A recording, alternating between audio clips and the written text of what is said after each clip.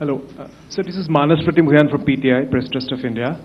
So the understanding that was reached yesterday on stopping the military operations and actions, was it for just 3 days? And what would be the cost escalation if there is violation of this understanding by the Pakistani side?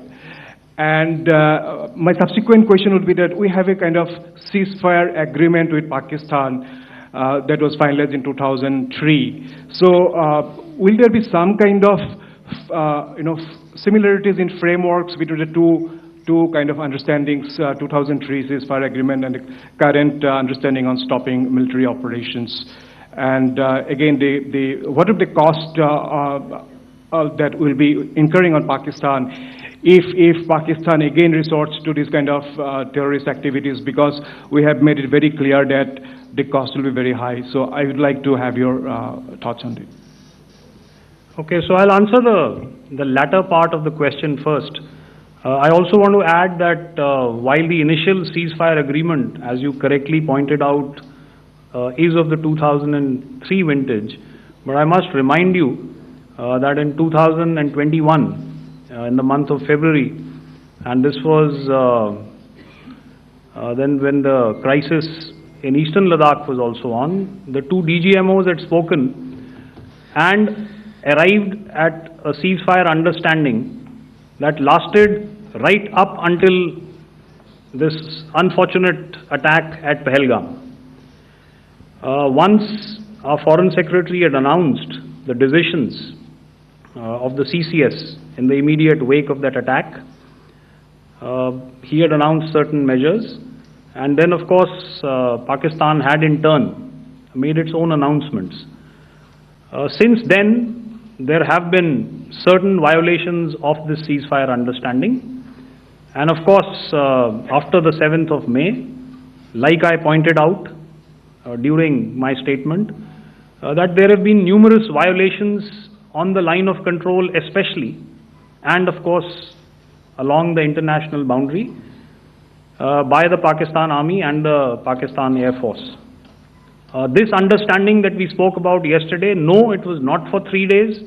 It was first to stop aggressive and hostile activities immediately, let that order and direction settle down for about 36 hours, and thereafter discuss modalities, like I said, to ensure its longevity.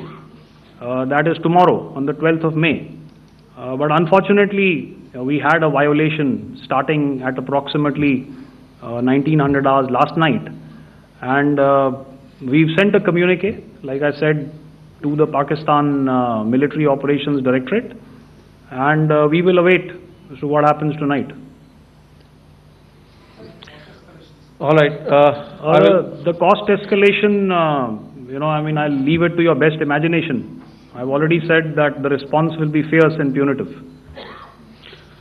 Now, the right foot forward. Yeah.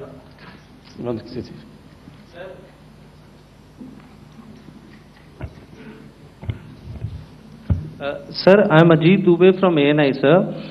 Sir, my question is that you talked about the loss of lives to the Pakistan army, that was around 35 to 40 kills secured by the Indian army. Sir, can you tell us what would be the total loss of life to the Pakistan army in both army and air force attacks, sir? And how good was the performance of the BrahMos, Scalp and the S-400 during the operations? And sir, since we have just one no line, multiple sir. questions, please. Sir, all right. and since sir, we have achieved such a spectacular, we have made good achievements in this entire operation, can we say that we have emerged victorious, or we have a big upper hand over the Pakistanis in this entire conflict? Thank you very much, sir. So I'll answer the question about the loss of lives on the other side. Of course, there are various means to ascertain that number there is information from various agencies that come in. There are, of course, on the line of control, other ways to find out as to what has been the effect of what you are doing there in ceasefire violations. So therefore, I mentioned 35 to 40 on the line of control, and please remember that once Operation Sindoor was launched, the responses of the Pakistan Army were also on Indian Army or the Indian Armed Forces infrastructure.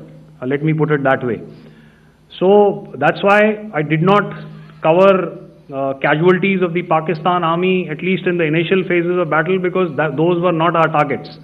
Our targets were terror-oriented, and of course later, once they launched air intrusions and air operations on our infrastructure, we've used heavier weapons, and of course there would have been casualties, but those are still being assessed. The effects of the weapons that you mentioned, I will request Air Marshal Bharti to apprise all of you about those.